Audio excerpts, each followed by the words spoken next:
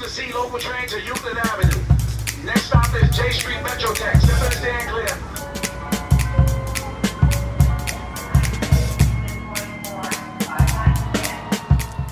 Bienvenidos a un nuevo episodio de Crónicas de Nueva York. Este episodio es un poco especial porque está dedicado a una persona que significó mucho para mí en un momento determinado de mi vida. Porque hay nombres que brillan para siempre, nombres que te salvan la vida aunque hayan muerto mucho antes de que tú nacieras. El mío, en la adolescencia, fue Edie Sedgwick, una de mis musas porque tengo muchas más. Superstar warholiana, sirena platino, criatura brillante y maldita. Pero hoy no quiero hablar de ella como una simple biografía ni con la distancia fría de la historia.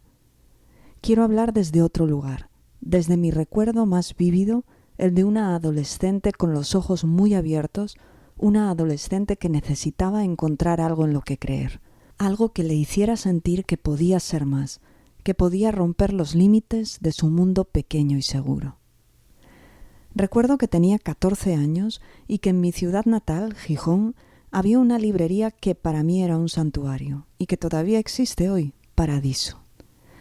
Allí fui casi en secreto a buscar un libro que sentía que me iba a salvar. No era un libro cualquiera, era la biografía de Edie Sedgwick. La abrí y fue como entrar en otro universo. Y es que para mí, Edie era mucho más que una mujer con el pelo platino y mirada inquietante. Era un espejo, un reflejo de lo que podía ser alguien que se atrevía a vivir a su manera, que cruzaba sus propios límites con valentía, aunque a veces fuera hacia el abismo. Y mientras leía, recuerdo estar sentada en el piso de arriba del Café Bariloche, fumando un Marlboro Light a escondidas, porque eso también era parte de ese mundo que quería alcanzar, aunque no sabía aún qué significaba del todo. Delineaba mis ojos con ese rabillo alargado que todavía llevo, intentando imitar su mirada, intentando robar un poco de su luz para mí misma. Y aunque a veces sentía miedo, ese miedo también era el motor que me empujaba a seguir adelante, porque ser como Edie no era un camino fácil ni cómodo, era un desafío constante. Y sí, escapé, no de un lugar, sino de las limitaciones personales que me había impuesto sin darme cuenta. Escapé de la voz que me decía que no podía, que no era para mí, que debía conformarme. Ahora estoy aquí en Nueva York, la ciudad donde Edie brilló con todo su fuego, donde también se quemó y donde su sombra aún parece bailar entre las calles y las fábricas abandonadas. Y yo también vine buscando algo. No sé si ese mismo fuego, pero desde luego sí algo de luz. Así que si te interesa Edie Sedgwick, si alguna vez sentiste que dentro de ti hay una chispa que quiere prenderse y no sabe cómo, quédate conmigo. Este episodio es para ti, para todos los que alguna vez han sentido que querían ser más, que podían romper sus límites y encontrar su propio camino. Porque a veces eso es lo único que necesitamos, un poco de luz para empezar a brillar.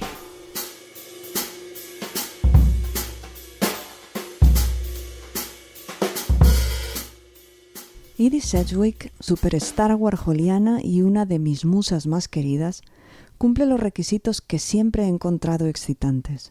Es bella y maldita. Nacida en 1943 en una adinerada familia de Santa Bárbara, California, se rebeló contra los convencionalismos y el papel que le había tocado vivir, casarse joven y casarse bien con su contrapartida masculina. Pero lejos de eso, decidió vivir la vida en sus propios términos y, como los héroes, escapar de su destino quemándose en el intento. La vida de Edie está marcada desde el principio por la figura de su padre, Francis Minturn, ranchero y escultor, tataranieto de generales y jueces asentados en Massachusetts. Dominante, controlador, educó a todos sus hijos dentro de los límites del rancho, aislados del mundo exterior. Edie mantuvo con él una relación siempre complicada, de amor-odio. Lo descubrió con una de sus amantes siendo una niña, y él la acusó de haberlo inventado. Llamó al médico y le administraron tranquilizantes, convirtiéndola oficialmente en una persona con problemas mentales. Edie también lo acusó a él en varias ocasiones de intentar abusar de ella, y solía contar cómo su padre le gustaba atarla y azotarla delante de los criados. Quizás una historia exagerada, o no tanto, que compartía con sus compañeros de borrachera muchos años después. Edie aceptó el papel que le habían otorgado de enferma mental y lo jugó hasta sus últimas consecuencias.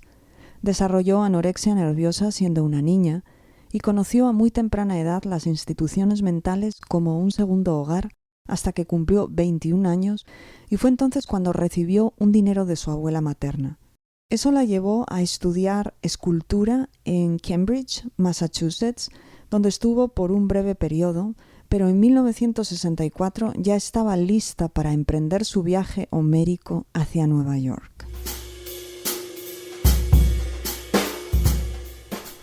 Tendría yo unos 14 años cuando, leyendo El País semanal, supe por primera vez de ella. Se trataba de una biografía escrita por Jean Stein y George Plimpton, que había sido reeditada. Las palabras superstar y Warhol, al que yo ya conocía bien, resonaron en mi cabeza llena de rizos rubios por aquel entonces, e inmediatamente me encaminé al sitio indicado donde sabía que podía encontrar ese libro. La librería Paradiso, como os dije antes, en mi ciudad natal, Gijón. Paradiso era en aquel momento un punto caliente de encuentro de todo moderno que se preciara. Era un lugar donde ver y dejarse ver, pasando discos desinteresadamente, como quien no quiere la cosa. Y ahí pasaba yo las tardes revisando todos los discos hasta que el dedo índice y el corazón se me caían a pedazos literalmente. Esa librería era la catedral de la subcultura gijonesa y sigue siéndolo, porque es el altar mayor de los amantes del rock and roll. Da para mucho y espero en algún momento poder dedicar un podcast más a fondo a este sitio que me marcó tanto durante mi infancia y adolescencia. Pero volviendo a la historia de Edie, en menos de 24 horas tenía el libro en la mano y lo hojeaba tomando Coca-Cola Light y fumando Marlboro Light también, en clandestinidad, como tantas otras cosas, en la mesa con manteles agujereados por nuestros propios cigarrillos del piso superior del Café Bariloche, otro punto caliente de mis años adolescentes. Era una época en la que todo estaba por hacer y pasabas más tiempo imaginando y planeando que ejecutando, pero yo creo que ahí también estaba la gracia. El libro de Edie está planteado como si fuera un documental donde varias voces se combinan, se superponen. El narrador está compuesto por innumerables puntos de vista editados de manera magistral. Y yo literalmente me volví loca. Tan es así que al principio no lo leí de forma cronológica, lo abría al azar una y otra vez y leía. Conectaba con la totalidad mediante la casualidad, como si de un oráculo se tratara. Habladme de Edie, por favor. Edie adolescente, niña, superstar, lo que sea. Contadme su gesta, que tengo que salir de este Gijón con la lección bien aprendida. El arte de la seducción, de la huella imborrable que debes dejar en los demás, el resultar interesante sin llegar a ser pedante, ese aire desvalido que busca protección permanente, esa capacidad de hacer que el otro se sienta escuchado y especial en tu presencia, lo aprendí de ella. A los 14 años comencé oficialmente mi cursillo acelerado de superstar que forjó mi personalidad y me permitió soñar con un destino artístico donde ser mi propia musa era posible. Digamos que ese libro rompió mis límites y me permitió ser directora sin pensar en un solo momento que las mujeres éramos minoritarias en ese campo. Estudiar cine fue mi opción, embriagada por la idea de hacer películas independientes como Andy, enamorado imposible de Edie, a la que conoció al poco de llegar a Nueva York. Andy conoció a Edie en una fiesta de Lester Persky, un productor americano, donde coincidieron y el flechazo fue inmediato. Edie visitó la Factory, antigua fábrica de sombreros y cuartel general del underground neoyorquino, para quedarse. Baby Jane Holzer, su predecesora, le cedió el trono, declarando ella misma que el lugar se estaba volviendo demasiado oscuro y dominado por las drogas. Pero eso a Edie no le importó. Como ella declararía más tarde, se convirtió oficialmente en una adicta entre las paredes plateadas de la Factory. Pero si os acordáis, igual que cuando Kate Moss anduvo con Pete Doherty, que fueron para mí sus mejores años como icono de la moda, pues le pasó lo mismo a Edie, porque Edie en sus años de la Factory no lució más bella, refinada y moderna en toda su vida. Y yo, una adolescente por aquel entonces, comencé a forjar mi imagen. El maquillaje, el eyeliner, entró en mi vida para rubricar ese rabillo encima de mis ojos que hasta hoy mismo perdura como tinta indeleble. Es mi firma personal, como 2 Vs, igual que mis iniciales, alargando mis ojos hasta el infinito, expandiendo mi visión, como un gato cósmico. Y ese lunar que Edie llevaba, que yo también pintaba e intentaba imitar, y esos hoyuelos que nunca pude replicar, pero que inspiraron una sonrisa ante mis problemas adolescentes. Porque esa era una época en la que me hacía preguntas absurdas como ¿tú crees que si meriendo patatas fritas en el McDonald's conseguiré bajar 1 kilo? ¿O por qué los Levi's estiran como un chicle al segundo día de ponerlos y no ajustan? ¿O por qué solo se me acercan los feos? ¿Quién mató a Laura Palmer? ¿No crees que el moreno de esquí es más interesante que el de playa por la marca que dejan las gafas? Y así iba y venía yo, abriendo el libro mágico de Edie y empapándome de la subcultura neoyorquina, con la que me encontré poco después cuando visité la ciudad de mis sueños y pisé las mismas aceras que mi adorada musa. Recuerdo la primera vez que estuve en Nueva York e inmediatamente supe que en algún momento iba a vivir allí. Pensé, este sitio me gusta, ¿podrías ser feliz aquí? Y lo mismo me pasó cuando mis abuelos me llevaron a Madrid de vacaciones y al caminar por la Gran Vía con 4 o 5 años supe que también iba a vivir en esa ciudad. Me gusta el asfalto, las luces, las proporciones grandes, las gentes variopintas que vagan por las ciudades, la bohemia y el caos. Volviendo a Edie, el affair con Warhol no duró mucho, aunque les dio tiempo a hacer unas cuantas películas juntos. Pobre niña rica, Kitchen, Beauty No. 2, Lupe, entre otras, en las que Sedgwick hace de sí misma y constituyen una radiografía de su compleja personalidad. Edie había construido en la pantalla finalmente su imagen icónica, por la que pasaría a la posteridad. Leotardos negros, camiseta a rayas y pelo corto y platino. Una versión femenina de Andy en el sacrosanto Olimpo del underground.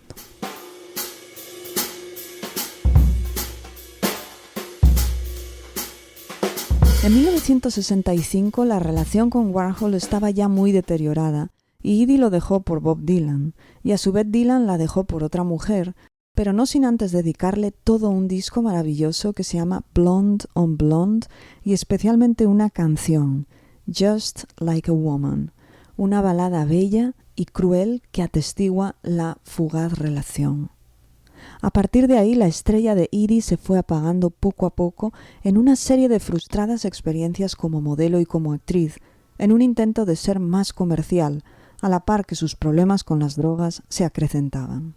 Y yo continuaba enganchada a mi Edie, visitando el Chelsea, me refiero al hotel, un lugar que todavía me sigue impresionando cada vez que voy, y coleccionando camisetas de rayas, perfeccionando mi eyeliner, pero eran los 90, daros cuenta de esto, y os lo creáis o no, yo todavía no había visto a esa criatura exquisita en movimiento, hasta que llegó Internet. ¿Y os acordáis de aquel antiguo buscador llamado All the Web? Tecleé las palabras mágicas de su nombre, todavía me acuerdo, y se hizo la luz. La vi reír, hablar, bailar. Me sentí como una pastorcilla a la que se le aparece la Virgen, pero no en Lourdes, sino en Manhattan.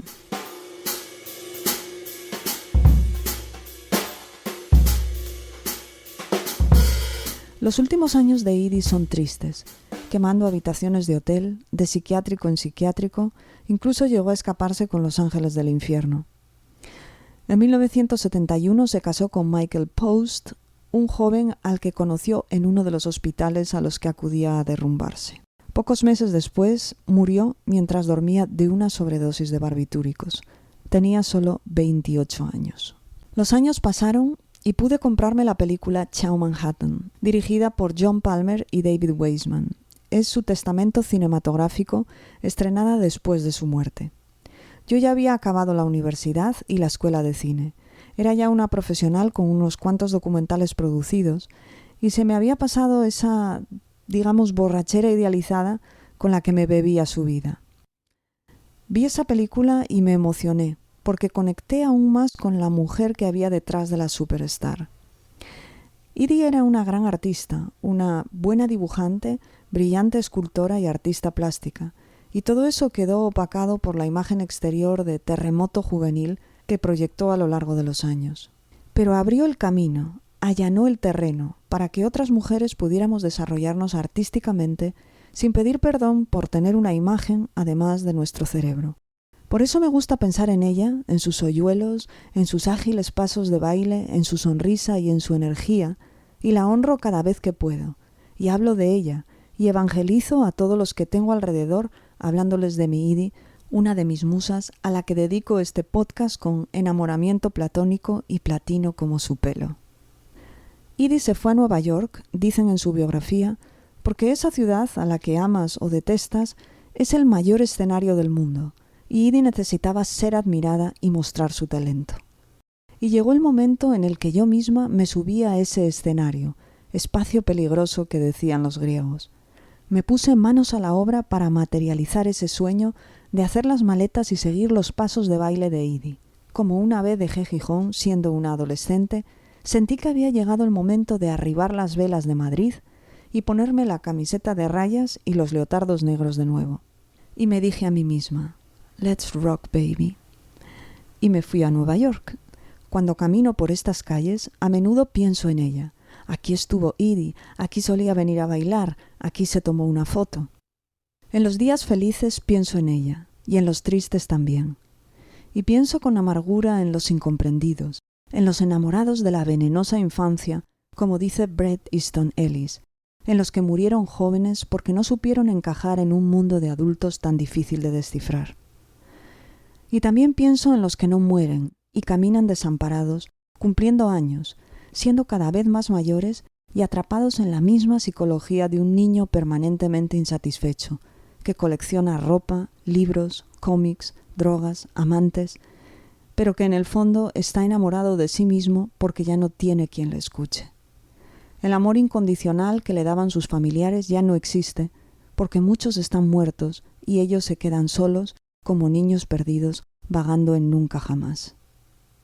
Yo no quería ser uno de ellos y por eso me vine a Nueva York, a convertirme en una mujer adulta, y lo estoy consiguiendo, porque Nueva York me ama y me alimenta, me inspira y me acompaña, y ya no tengo miedo de aceptar que nací sola y que voy a morir sola, pero mientras tanto soy una mujer libre que vive sin miedo y que confía ciegamente en que algún día el cuento de hadas que forjó en su infancia se convertirá en realidad en esta ciudad, donde un alma parecida a la mía vaga con las mismas dudas existenciales. Lo inevitable ocurre para los que están preparados para aceptar su destino. Edie aceptó el suyo y murió con 28 años, y yo acepto el mío sintiendo que aún me quedan muchas cosas por hacer, pero llegará el día en que me reencuentre de nuevo con los que me amaron incondicionalmente. Mientras tanto, siempre puedo abrir de nuevo el libro mágico de Edie y seguir soñando con los bellos y los malditos. Este episodio está dedicado a los incomprendidos, a los que no encajan, a los que fueron demasiado sensibles o soñadores para este mundo rígido, y les rindo un respeto reverencial. Los miro con amor y con dolor, porque sé lo que es caminar por el borde hasta que encuentras una cuerda invisible que te sostiene. Este podcast es un duelo por Edie, pero también por una infancia idealizada, por familiares que ya no están, por el amor incondicional que ya no existe. Es un duelo con luz, uno que reconoce la pérdida, pero también la transforma en impulso vital. También está dedicado al arte como refugio, a las musas como espejo y a la ciudad como un lienzo donde reescribir la historia. Nueva York es casi una madre adoptiva que me sostiene y es cómplice. Este podcast es una carta de amor a Edie, a mí misma y a todos los que, como yo, aprendieron a sobrevivir sin dejar de soñar. Este es el episodio final de la primera temporada de Crónicas de Nueva York. Nos vemos muy pronto en la siguiente aventura, con Nueva York como fondo y nuevas historias como protagonistas.